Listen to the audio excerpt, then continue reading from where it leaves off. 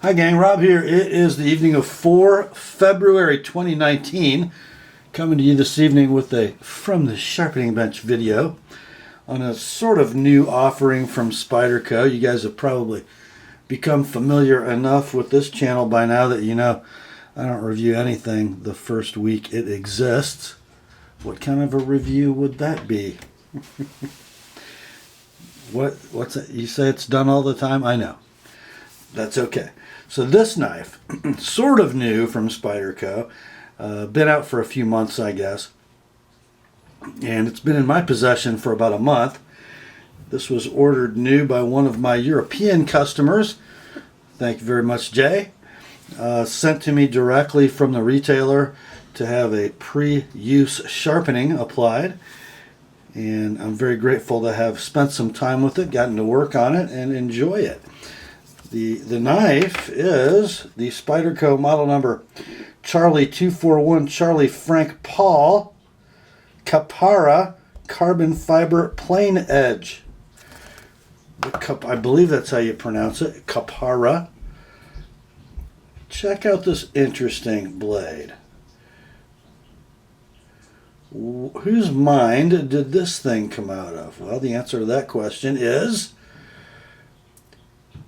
if the knife seems a little non-standard, a little off the beaten path, it makes sense when you consider that its father, Alastair Phillips, whose maker's mark is on the off side of the blade, the show side if you're lefty, he hails from Australia and apparently is a vegetarian. When I was reading the Spyderco copy about this knife, its design is similar to Alastair's redback folder, which is named after an Australian spider.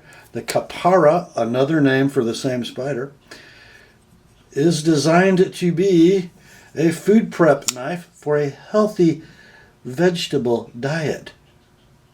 Okay, so right away, you guys probably know, I believe humans are carnivores, thus the pointy teeth in the corners of our mouths and the binocular vision reserved for predators.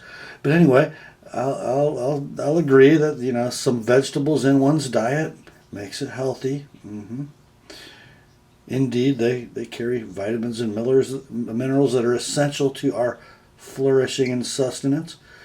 So the Kapara, basically a kitchen / paring knife with a cool name.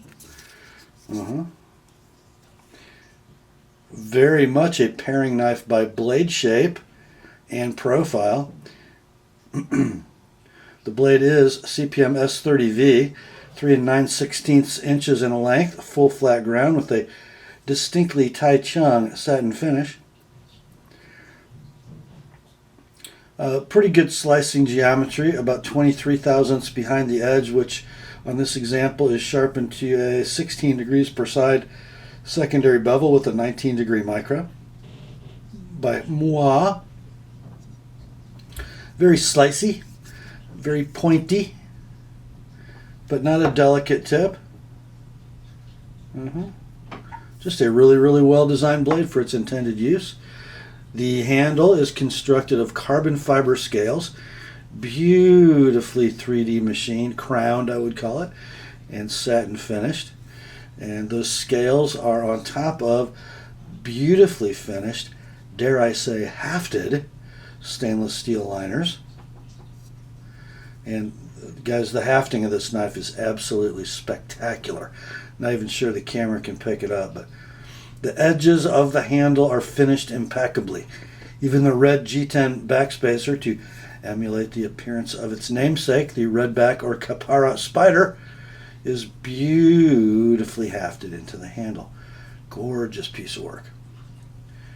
It's riding on phosphor bronze washers, and it utilizes the vaunted Spyderco compression lock, which is perfectly executed, albeit a little different than you're used to. If you're used to the action on a Mannix 2 or paramilitary 2 with the bushing pivot and the free swinging blade, you're not going to have that on the Kapara.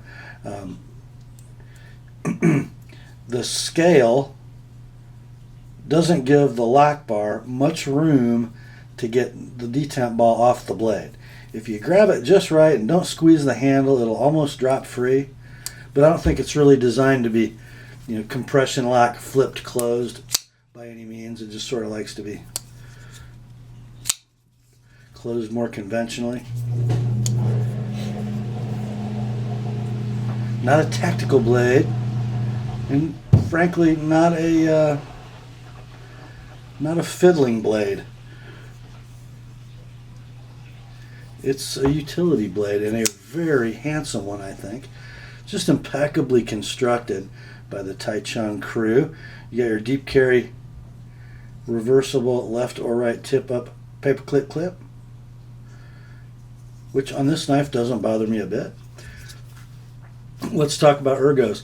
Well, for its intended use, so really what two positions for a vegetable cutter would you employ most often? Well, the overhand pinch. And in the overhand pinch, you're going to want to be able to get the cutting edge into contact with your board, which I'm not sure that it does that extremely well. My index finger wants to hit, but not horrible in that regard. And then the other knife would be the paring knife grip, wouldn't it? A potato peeling grip. And in that grip, it excels. It really, really does. The back of the handle gives you good leverage in the heel of your hand. Now, more conventional EDC grips, there is your saber grip using that 60-40 choil. No jimping, not a tactical blade. And then if you come back, both front and rear saber grips are very comfortable. The hammer grip using the choil, which I would use. If I were using this as a camp knife and I was doing a little feather sticking, I like to wrap my thumb around the front of the handle just for purchase, for indexing, and it does great that way. You could also use it back here. The cutout for the compression lock doesn't seem to be intruding in any way in the left-handed grip, at least, or the right-handed grip. And the pocket clip seems fine. It moves around out of your way like the paperclip clip does. So it's not going to create any meaningful hot spots. Of course, the overhand pinch, the desired grip for the knife, really nice. Reverse grip, should we even look at that? It's pretty good. It's pretty good, guys, really. Not that you're going to stab somebody, but it's pretty good. And then your draw cut grip, the paring knife move, okay? And then the vertical draw cut. That's not very comfortable. That'd be like for cutting heavy twine or something, draw cutting. The curve of the handle makes that grip not super friendly. But for what it is, a vegetable cutter upper or an EDC knife, I think it will do just fine. And you guys have heard me say before on this channel, in response to those who might consider S30V a rather pedestrian steel these days, it's just fine. The way Benchmade and Spyderco do S30V, and frankly they seem to perform about the same, it's a perfectly fine steel. And again, in a folder that's going to see utility work and not do a lot of chopping or having the edge torqued, S30V is plenty tough for those applications. And then what's its ability to take a fine edge? Let's see. There we go.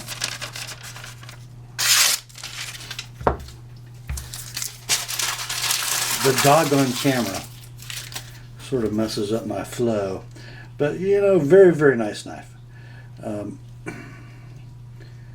Function and utility aside, I just want you to spend some time looking at the detail work. The not boring pivot.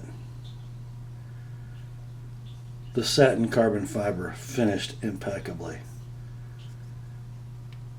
The accent of the red backspacer.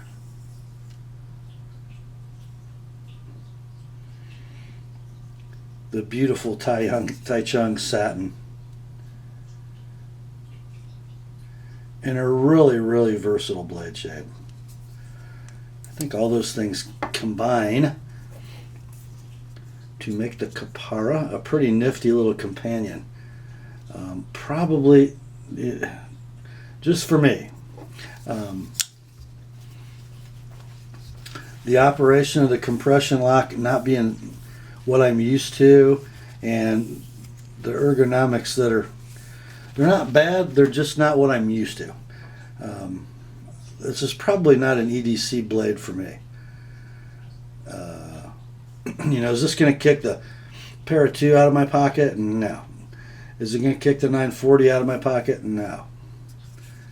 Is it going to kick a Sabenza out of my pocket? No. Is it going to kick the Spyderco Advocate out of my pocket? No. But as a nice little change of pace in a large Spyderco collection, is it worthy? I say it's worthy. I think they're selling pretty well. And I get why. Pretty cool knife. And let's face it, guys, Spyderco is adventurous when it comes to collaborating with designers, especially guys who are kind of new on the scene. And sometimes those alliances produce amazing knives. Swish Bowie, Gail Bradley. Sometimes they produce oddities, even when the designers are old friends of Sal, like the Shemp Bowie. Oh, golly, that thing was hideous. The Kapara, I put it in that former class of pretty cool knives. I think it's great that Spyderco does these kind of co-branding ventures with new knife makers. Nicely done, Alistair. Nicely done, Spyderco. That's all for this one, my friends. Grace to you and peace from God our Father and the Lord Jesus Christ. And remember, the word in J's Kapara are sharp